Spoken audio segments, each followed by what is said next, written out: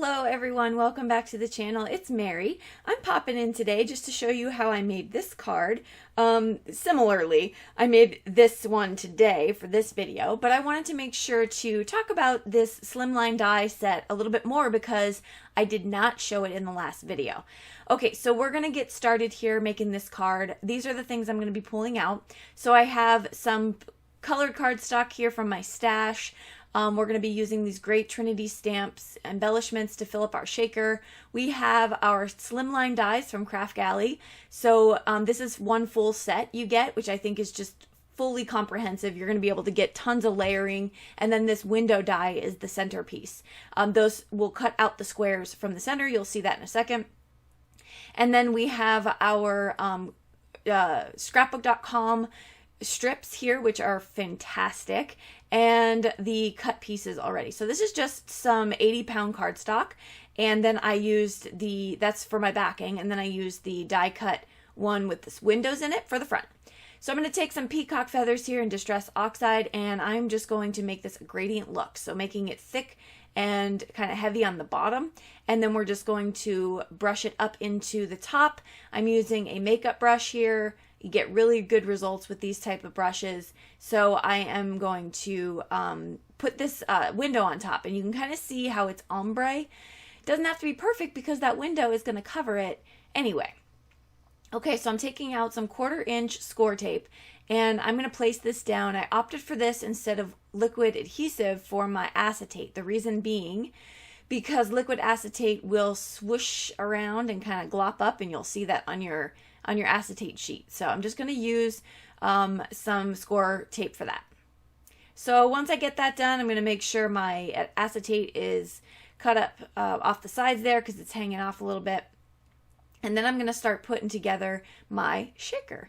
Now, the reason I cut the back the same size for this is because I prefer, when I make a shaker, to lay the image down this way and fill the shaker up. So I can fill kind of the areas that I want the shaker bits to be in, and then place a panel on the back of it, as opposed to having to put my shaker bits on the paper where I'm not really sure where the dimension is. It kind of makes sense what I just said, but I think maybe you get it. It's better to fill it when it's laying down. That's, I guess, the best way. Okay, so I am going to use, like I said, those scrapbook.com thin strips. You get 5 sheets to a pack, and I've been using these so much, and I'm not even halfway through the first sheet. So they're great quality, super fun when you're doing shakers with kind of thin areas. I didn't double up, but you certainly can double up your foam tape to get a little bit more movement. But I'm going to fill up my shaker here with these gorgeous stars.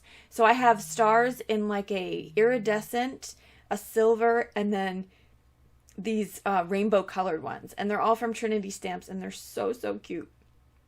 Then I'm going to peel off my backing from my foam strips. And just be careful when you're doing this. I think the kids scared me at one point, and I shook the shaker, and you can't hear it obviously, but they're in the background yelling and screaming because they're playing on the treadmill. So this is just Saturday craft life. Okay, I'm going to lay down my backing here, and I'm just going to press that in just to get a good seal on the outside of it and the center. And then you're going to have these shaker bits kind of trapped within their area. One did fly out. I don't know if you saw that, but I had to go back and press a little bit harder because I had a shaker bit in the way, and it was leaving a hole. I'm going to take my Barely Art glue, and I'm just going to lay down these balloons. Now, these balloons are from a Trinity stamp set, and I just have this coordinating dies, so I colored them with a bunch of different watercolor markers for a review I did, and I just had them. So I've been die cutting them out. I have like a gazillion of these balloons because I use 6 different water markers and I did the entire rainbow for each watercolor marker. So you might be seeing a lot of balloons coming up in some future videos.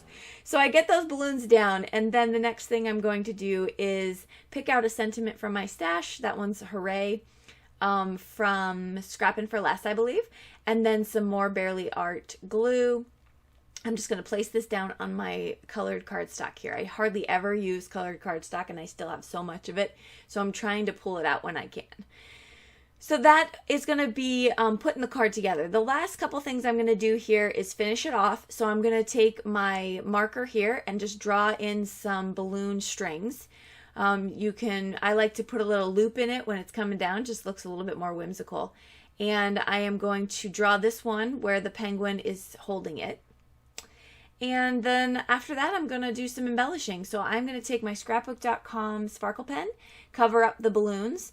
This is watercolor marker, so you want to make sure if you're going to reactivate that ink that you wipe it off on something so you don't contaminate.